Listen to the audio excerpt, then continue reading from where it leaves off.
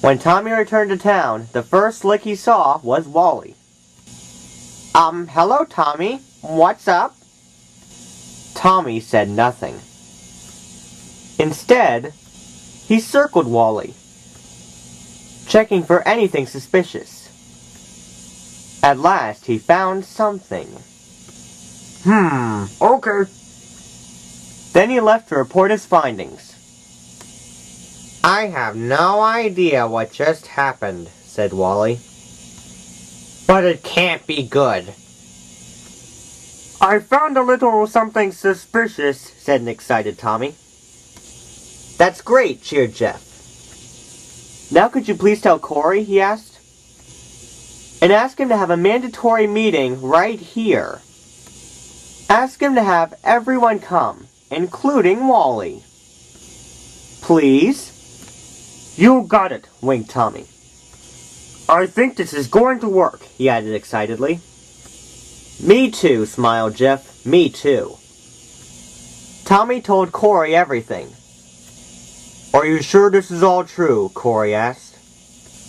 I am positive, and if you don't believe me, you can ask Jeff. Okay then.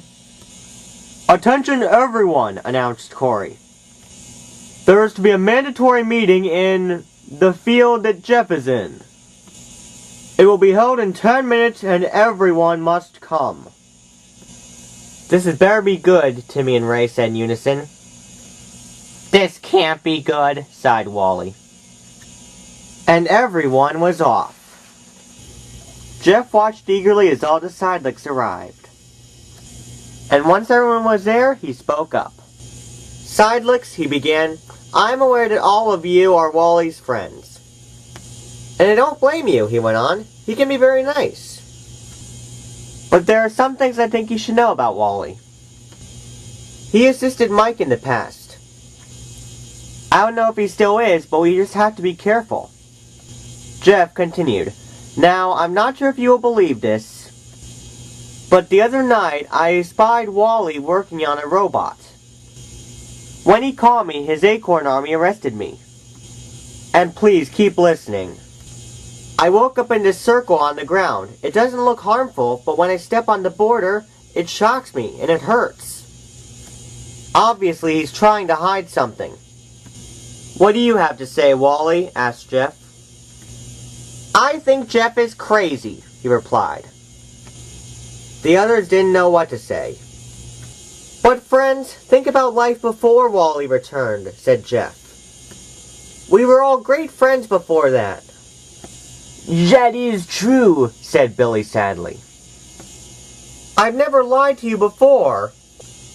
Okay, so I have, confessed Jeff. But I confessed and you forgave me. And I've always tried to help everyone. That is true, reluctantly agreed Gary. He saved my carts and me from crashing into Timmy. He's helped me many times, added Corey. And me. And me, added Billy and Timmy. And I'm trying to help you all now. The others had to agree that Jeff would never try to hurt them. Jeff said one final thing. And if you still aren't convinced, have you ever noticed that Wally is three-dimensional? The others gasped and turned sideways. And they realized that Jeff was right. Wally was a 3D Sidelick. That's impossible though, shouted Ray. Sidelicks can only be two-dimensional. He's not a Sidelick at all, cried Gary. Patrick and Corey pushed Wally from behind and revealed that he was a robot. The others had never been so surprised. I don't believe it, shouted Ray. I never would have guessed that, added Tommy. Inconceivable, boomed Corey. Well, now that that's settled, how are we going to save Jeff? Asked Billy. I already thought about that, said Jeff. The shock that lets off can really hurt a lick. But I don't know exactly how it would feel to many licks together. I think that maybe, if everyone steps in together, they can avoid the shock. Then you can all grab me, and together we can walk through without feeling a thing. It's worth a try, smiled Corey. Sounds plausible, agreed Timmy. And we can use the truck too, cheered Nick. So everyone moved forward to help their friend. Many Licks piled into the car, and the others grouped together as well. The group moved in without feeling a thing. Jeff hopped onto the top of the truck. Everything's gonna be okay, Jeff cheered. But it wasn't. The ground started shaking. Oh no, moaned Jeff. Oh yes, cheered the Wally robot. I sent a message to the master, and the ship will launch as scheduled. What's happening? Suddenly, beneath their feet formed a large saucer. There was definitely something weird about that circle, sighed Jeff. The saucer enclosed them and began to launch. The saucer dropped the truck, the cart, and the car, and then it was off. Whoa! Where are we? Surprise! It was Mike. Mike, what is going on? Corey demanded. What happened to you? Asked Gary. Well, I might as well let you know, Mike snickered. This is my spaceship. I'm gonna blast you all into space so you never bother me again. Then Sidelicks World can finally be mine. Was Wally or that robot involved in this? Asked Tommy. There never was a Wally, you doofus. He was one of my inventions. That would explain his stupidity, sighed Timmy. Yeah, like most of my plans, he was flawed, admitted Mike.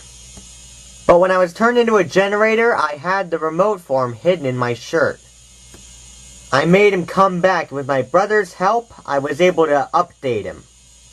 I fixed him up, and he fixed me up. Mac, is this true? Growled Corey. I'm sorry, Corey, sobbed Mac, but I needed him. Mike agreed to lend Wally to me to help out at the grease galley. And I need all the help I can get since Oscar disappeared.